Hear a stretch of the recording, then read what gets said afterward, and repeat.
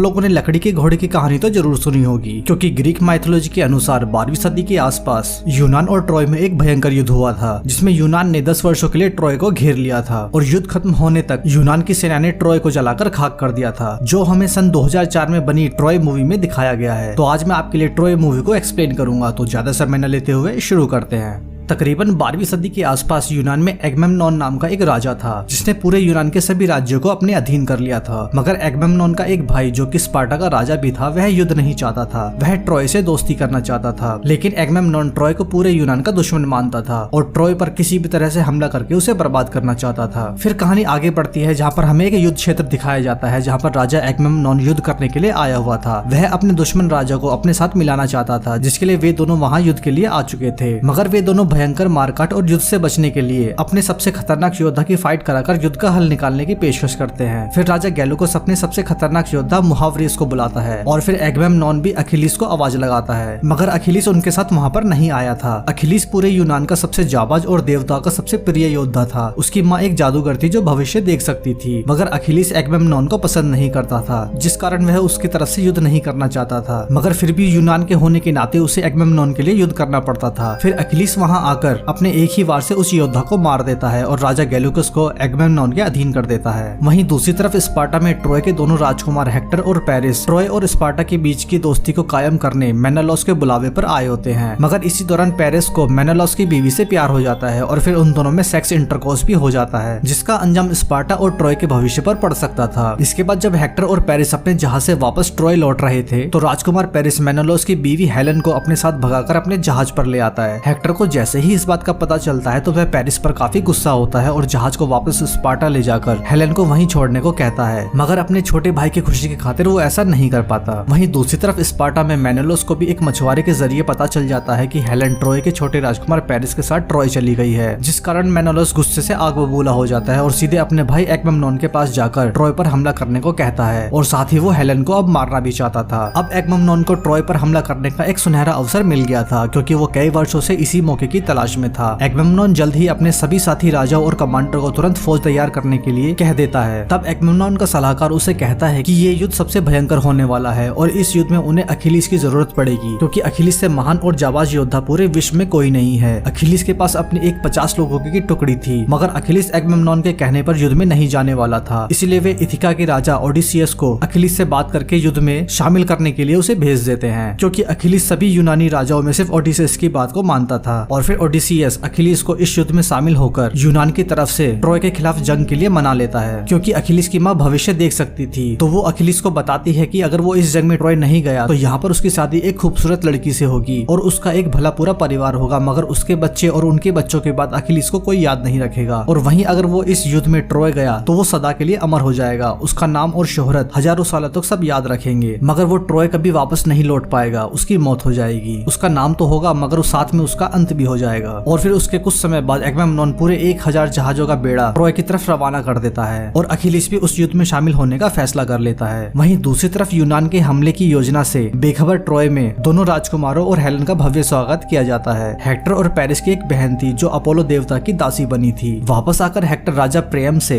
Helen को वापस भेजने की दरख्वास्त करता है, लेकिन प्रियम उसको अनसुना कर देता है। और फिर कुछ समय बाद यूनान के जहाज ट्रॉय के किनारे आ जाते हैं, जिसमें सबसे आगे अखिलीस अपने मर्मेडेंस के साथ होता है। अखिलीस एगमेमनॉन के आने से पहले ही ट्रॉय के किनारे पर खड़ी ट्रोजन सेना को मारकर ट्रॉय के किनारे को अपने कब्जे में ले लेता है। इस दौरान अखिलीस का सामना हेक्टर से भी होता है। अखिलीस के सिपाही हेक्टर के साथ आए सभी सैनिकों को मार देते हैं और हेक्टर को घेर लेते हैं, मगर अखिलीस पहले ही दिन राजकुमार को नहीं मारना चाहता था, इसलिए अखिलीस हेक्टर को जाने देता है। वहीं कुछ मर्मेडन्स अपोलो के मंदिर से हेक्टर की बहन को अगवा कर लेते हैं और उसे अखिलीस के पास ले जाते हैं। तभी एक सिपाही एगमेमनॉन का बुलावा लेकर अखिलीस के पास आता है, क्योंकि एगमेमनॉन अखिलीस से चिढ़ता था, तो उसने अखिलीस के वहां आते हुए राजकुमारी को वहां से अगवा कर लिया और वो अखिलीस को नीचा दिखाने की कोशिश करता है और राजकुमारी के साथ जबरदस्ती करता है, मगर अखिलीस चाहते हुए भी कुछ न करके वहां से चला जाता है। और दूसरी तरफ ट्रॉय की सभा में यूनानियों से युद्ध के लिए रणनीति बनाई जा रही थी, लेकिन हेक्टर जो ट्रॉय का सबसे महान योद्धा था वह युद्ध टालने की हर मुमकिन कोशिश करता है, मगर उसकी बात को नजरअंदाज कर दिया जाता है। और फिर राजकुमार पेरिस मेनेलॉस से अकेले लड़कर युद्ध को टालने की बात कहकर वहां से चला जाता है। फिर अगले दिन दोनों सेनाएं युद्ध के मुहाने खड़ी थी। एगमेमनॉन एगमेम्नॉन हेक्टर से आत्मसमर्पण करके ट्रॉय को यूनान के अधीन करने की पेशकश करता है, लेकिन हेक्टर उसे अपनी फौज को वापस यूनान ले जाने की धमकी दे देता है। फिर पेरिस मेनेलोस से लड़कर हेलेन को जीतने और युद्ध टालने के लिए चुनौती देता है और इसी के साथ मेनेलोस और पेरिस के बीच में लड़ाई शुरू हो जाती है। मेनेलोस पेरिस पर जबरदस्त वार करना शुरू कर देता है, जिससे पेरिस मेनेलोस के सामने टिक नहीं पाता और घुटनों के बल रेंगता हुआ अपने भाई हेक्टर के पास पहुंच जाता है। जैसे ही मेनेलोस पेरिस को मारने वाला होता है तो हेक्टर पेरिस को बचाने के लिए मेनेलोस को मार देता है, जिस कारण एगमेम्नॉन भड़क जाता और आक्रमण का आदेश दे देता है। फिर दोनों सेनाओं में एक जबरदस्त युद्ध शुरू हो जाता है, मगर इस बार अखिलीस और उसके मर्मिडन्स युद्ध में शामिल नहीं थे, क्योंकि अखिलीस एगमेम्नॉन द्वारा राजकुमारी को अगवा करने को लेकर बहुत नाराज था। ट्रॉय की सेना हेक्टर के नियंत्रण में पूरे युद्ध रणनीति के तहत लड़ रही थी, वहीं एगमेम्नॉन की सेना अनियंत्रित थी, जिस कारण यूनानी फौज बुरी तरह से हारने लगती है। ट्रॉय की सेना यूनानी सेना पर पूरी तरह से भारी पड़ रही थी और युद्ध के पहले ही दिन एगमेम्नॉन की सेना बुरी तरह हार जाती है। एगमेम्नॉन अपनी हार से बुरी तरह हताश था। तब ओडिसियस एगमेम्नॉन से कहता है कि अखिलीस के सेना में ना होने के कारण यूनानी सेना कमजोर पड़ रही है। अगर वो इस युद्ध को जीतना चाहता है तो उसे अखिलीस को मनाना होगा और युद्ध में शामिल करना होगा। मगर अब राजकुमारी की वजह से अखिलीस का मन बदलने लगा था। अब वह युद्ध नहीं चाहता था, इसलिए वह अपने सिपाहियों को जहाज पर सामान लादकर वापस यूनान जाने की तैयारी में लग जाता है। और दूसरी तरफ ट्रॉय अपनी जीत पर काफी खुश थे। राजा प्रियम के पुजारी और सलाहकार उन पर दोबारा पूरी ताकत से हमला करने की सलाह देते हैं, क्योंकि उन्होंने यूनानियों को कमजोर और अनुशासनहीन समझ लिया था। मगर हेक्टर जानता था कि यूनानी सेना बिल्कुल भी कमजोर नहीं है और वो कहता है कि कल के युद्ध में अखिलीस और उसके सिपाही युद्ध में शामिल नहीं थे, क्योंकि उनमें फूट पड़ रही है। अगर वे उन पर हमला करेंगे तो वो सब फिर से एक हो जाएंगे और अखिलीस युद्ध का पासा बदल सकता था, इसलिए वह पहले आक्रमण न करने का सलाह देता है। मगर राजा प्रियम उसकी एक बात नहीं मानता और अगली सुबह युद्ध के लिए सेना को तैयार करने का आदेश दे देता है। और फिर अगली सुबह जब पूरी यूनानी सेना सो रही थी तब ट्रॉय की सेना उन पर हमला कर देती है। ट्रॉय की सेना आके गोलों से यूनानी बेड़े पर एक विध्वंसक हमला कर देती है, जिससे पूरी यूनानी सेना सन्न रह जाती है, क्योंकि वो ट्रॉय से ऐसे हमले की उम्मीद नहीं कर रहे थे। इसी नाउम्मीदी के बीच उन्हें अखिलीस और मर्मेडन्स युद्ध क्षेत्र की तरफ आते हुए दिखाई देते हैं, जिससे पूरी सेना में जोश भर जाता है। फिर दोनों सेनाएं आपस में भिड़ जाती हैं। वहाँ खून और भाले का, तलवार और हड्डी का जबरदस्त वार होता हुआ दिखाई देता है। इसी बीच युद्ध क्षेत्र में अखिलीस और हेक्टर एक दूसरे के आमने सामने होते हैं। युद्ध मानो एक तरह से थम सा जाता है। दोनों सेनाएं अखिलीस और हेक्टर के बीच होने वाले एक ऐतिहासिक द्वंद्व का इंतजार करने लगे और फिर वे दोनों अपनी युद्ध कला को दिखाते हुए एक दूसरे पर जबरदस्त हमला करने लगते हैं। मगर लड़ाई करते वक्त अखिलीस थोड़ा कमजोर पड़ने लगता है और फिर हेक्टर अपनी तलवार के एक भयंकर वार से उसे मार देता है। और जैसे ही उसका हेलमेट उतारा जाता है तो हेक्टर और वहाँ खड़े सभी लोगों को पता चलता है कि वह अखिलीस नहीं है, बल्कि उसका चचेरा भाई पेट्रोकुलस है, जो अखिलीस का कवच, ढाल और तलवार को लेकर युद्ध क्षेत्र में आ गया था। जैसे ही अखिलीस को पेट्रोकुलस के मरने की खबर मिलती है तो वह बहुत गुस्सा हो जाता है और उसके सर पर खून सवार हो जाता है। दूसरी तरफ हेक्टर जानता था कि अब अखिलीस अपने भाई की मौत का बदला लेने युद्ध में शामिल हो जाएगा और उसे चुनौती देगा, इसलिए वह अपनी पत्नी को ट्रॉय से निकलने का खुफिया रास्ता बताकर वहाँ से निकल जाने की सलाह देता है। अगली सुबह अखिलीस और हेक्टर दोनों युद्ध के लिए तैयार थे। फिर अखिलीस अकेले ट्रॉय के दरवाजे के सामने जाकर हेक्टर को चुनौती देता है और फिर शुरू होती है वो ऐतिहासिक लड़ाई, जिसकी गूंज ग्रीक देश के इतिहास में सदा के लिए अमर हो गई। हेक्टर और अखिलीस एक दूसरे पर प्रहार कर रहे थे। एक तरफ था ट्रॉय का सबसे महान योद्धा और दूसरी तरफ था पूरे यूनान का सबसे महान योद्धा। अखिलीस अपनी जबरदस्त युद्ध कला दिखाते हुए हेक्टर पर घातक वार करता है। वहीं हेक्टर भी अखिलीस के हमलों का जबरदस्त जवाब देता है और फिर एक बहुत लंबी लड़ाई के अंत में हेक्टर कमजोर पड़ने लगता है और आखिर में हेक्टर अखिलीस के हाथों मारा जाता है। क्योंकि अखिलीस अपने भाई की मौत से काफी गुस्सा था, इसलिए वह हेक्टर को अपने रथ के पीछे बांधकर घसीटते हुए यूनानी बेड़े की तरफ ले जाता है। और फिर उसी रात राजा प्रियम अखिलीस के पास पहुंचता है। वह अखिलीस से हेक्टर की बॉडी को वापस लेने आया था ताकि वह उसका अंतिम संस्कार पूरे राजकीय सम्मान के साथ कर सके। कहीं न कहीं अखिलीस भी हेक्टर को महान योद्धा मानता था और वो जानता था कि उसने जो किया है वह गलत किया है, इसलिए अखिलीस हेक्टर की बॉडी और राजकुमारी को प्रियम के हवाले कर देता है और 12 दिनों तक युद्ध न करने का वचन देता है। वहीं दूसरी तरफ जब एगमेम्नॉन को अखिलीस द्वारा ट्रॉय को 12 दिनों का अमन देने का पता चलता है तो अखिलीस से काफी नाखुश होता है, मगर वह चाहकर भी कुछ नहीं कर सकता था, क्योंकि अखिलीस का सेना में होना उनकी जीत को पक्का करता था। अब इस युद्ध को लंबा समय हो चुका था। यूनानी सेना का बेड़ा अब किसी भी तरह से इस युद्ध को खत्म करना चाहता था, इसलिए ओडिसियस को एक तरकीब सूझती है और वो वहाँ पर लकड़ियों से एक घोड़ा बनवाता है। यूनानी सेना उस घोड़े को बनाकर ट्रॉय के किनारे पर छोड़कर अपने सारे जहाज लेकर वहाँ से चले जाते हैं और इस तरह से 12 दिन बीत जाते हैं। तब ट्रॉय के राजा अपने सलाहकार के साथ बाहर आते हैं। उन्हें वहाँ यूनानी सेना तो नहीं मिलती, मगर उन्हें वहाँ पर एक लकड़ी का घोड़ा मिलता है जिसे यूनानी सेना ट्रॉय के लिए छोड़कर गई थी। ट्रॉय वालों को लगता था कि देवता का कहर यूनानियों पर टूट पड़ा है, जिस कारण उन सब में बीमारी फैल गई है और वे ट्रॉय छोड़कर चले गए हैं। प्रियम का जंगी सलाहकार और राजकुमार पेरिस उस घोड़े को जलाने का सुझाव देते हैं, मगर वो वो पुजारी उसे पोसाइडन देवता का तोहफा मानकर शहर में ले जाने को कहते हैं। राजा प्रियम उनकी बात मानकर उस घोड़े को शहर में दाखिल करवा देता है, मगर यूनानी सेना अभी वापस नहीं गई थी, बल्कि वे अपने सारे जहाजों को लेकर शहर के दूसरे किनारे पर जाकर छिप गए थे और कुछ सिपाही राजा ओडिसियस के साथ उसी लकड़ी के घोड़े में छिपे हुए थे। जैसे ही रात होती है वे उस घोड़े से निकल जाते हैं और वहाँ सभी पहरेदारों को सोते हुए मारकर ट्रॉय का मुख्य दरवाजा खोल देते हैं, जिससे पूरी यूनानी सेना ट्रॉय में घुस जाती है और रात के अंधेरे में सोते हुए सिपाहियों को मारना शुरू कर देते हैं। पूरी यूनानी सेना बहुत निर्दयता और क्रूरता से ट्रॉय के आम लोगों को मार रही थी। वहीं अखिलीस राजकुमारी को ढूंढकर उसे यूनानी सेना से बचाना चाहता था। अब धीरे धीरे पूरा ट्रॉय आग की लपटों से घिर चुका था। अब यूनानी सेना राजमहल की तरफ भी आ गई थी। अब एक के बाद एक ट्रॉय के सभी मुख्य योद्धा, सलाहकार और पुजारियों को मार दिया जाता है। लेकिन हेक्टर की पत्नी हेलेन और पेरिस कुछ ट्रॉय वासियों के साथ हेक्टर द्वारा बताए गए गुप्त रास्ते से निकलने की कोशिश में लग जाते हैं और फिर राजा एगमेम्नोन राजा प्रियम को भी मार देता है। और फिर उसके बाद एगमेम्नोन राजकुमारी को पकड़ लेता है और उसे मारने ही वाला होता है, लेकिन राजकुमारी एगमेम्नोन को ही मार देती है। जैसे ही एगमेम्नोन के सिपाही राजकुमारी को मारने की कोशिश करते हैं तभी अखिलीस वहां आकर उसे बचा लेता है, लेकिन राजकुमार पेरिस को लगता है कि वह राजकुमारी को मार रहा है, इसलिए वह एक तीर से उसके पैर में मार देता है, जिससे अखिलीस बहुत घायल हो जाता है। और फिर पेरिस एक के बाद एक कई सारे तीरों से अखिलीस को मार देता है और इस तरह ट्रॉय और यूनान के इस भयंकर युद्ध में महान अखिलीस को मार दिया जाता है। सुबह तक ट्रॉय के खाक होते ही इस कहानी का अंत हो जाता है।